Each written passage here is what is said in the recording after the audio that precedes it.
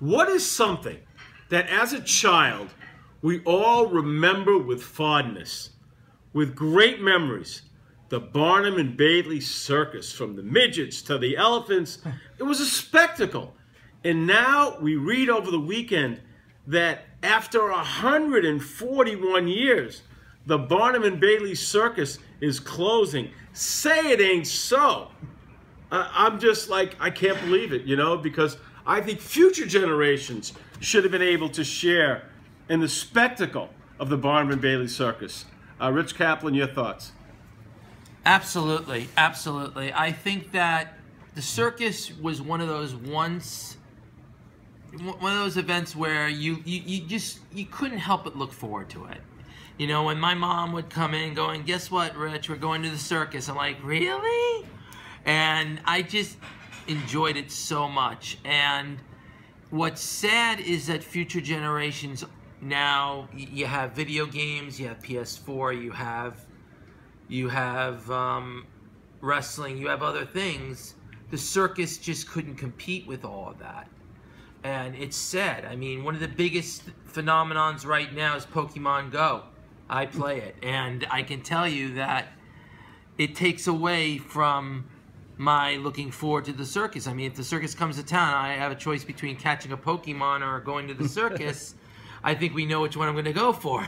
It's unfortunate, but that's the way society is. We as a society have changed, and our love for things like being thrilled, we look at different things now. Now, our idea of being thrilled, say, is going to Six Flags Great Adventure and riding King Taka, front seat.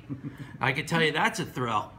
Or, you know, maybe catching an auto race. But the circus isn't what it used to be, and it's sad because I so very much love the circus.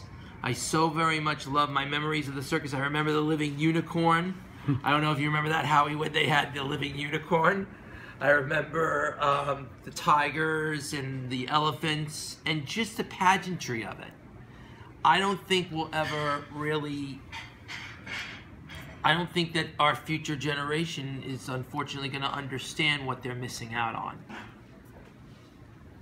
Thank you very much. And to close this segment, Rocco Pasafumi is going to talk about his thoughts on the Barnum and Bailey circus closing after 141 years.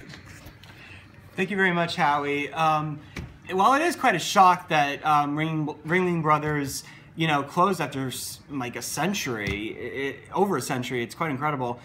It seemed like a foregone conclusion when you really look at what's happened in the circus in recent years. You know, the circus, as you know, hinted by Rich, is one of the oldest forms of entertainment in American history. It's one of the first things that ever was done for entertainment was things like circuses and things like that. Those were around in, like, I believe the 19th century. That's when it started, and that's where the whole idea of leisure activities really came to pass. It was one of the earliest things with the circus.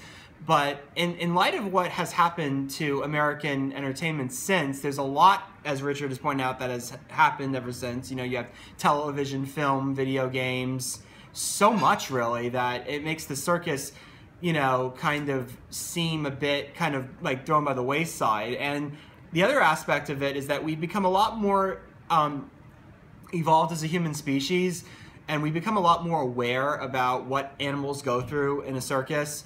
So I think a lot of what happened with the circus is the fact that you had a lot of animal rights groups, you know, really come down hard on circuses for, you know, in terms of their treatment of animals. And I'm sure that the circuses did very well, you know, or tried to do well in terms of their treatment of animals. But it just was one of those cases where, you know, we just felt that it was a sense that like the times have changed, you know, like we kind of value our animals, or at least we look at animals in a different way versus how they were in circuses years ago.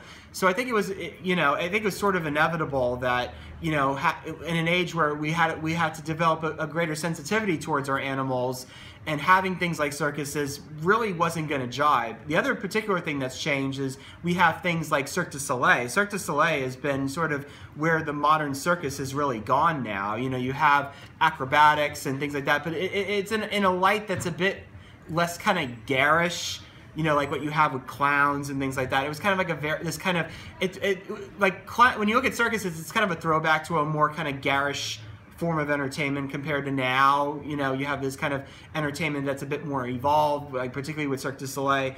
So there really was a sense that there kind of was like, that all things must pass. And I guess, circuses, as much as that, had been a great American tradition, it's just one of those things that like just, the world has changed, and I guess, humanity's got to kind of change with it a bit. I'm sure there'll be circuses in smaller,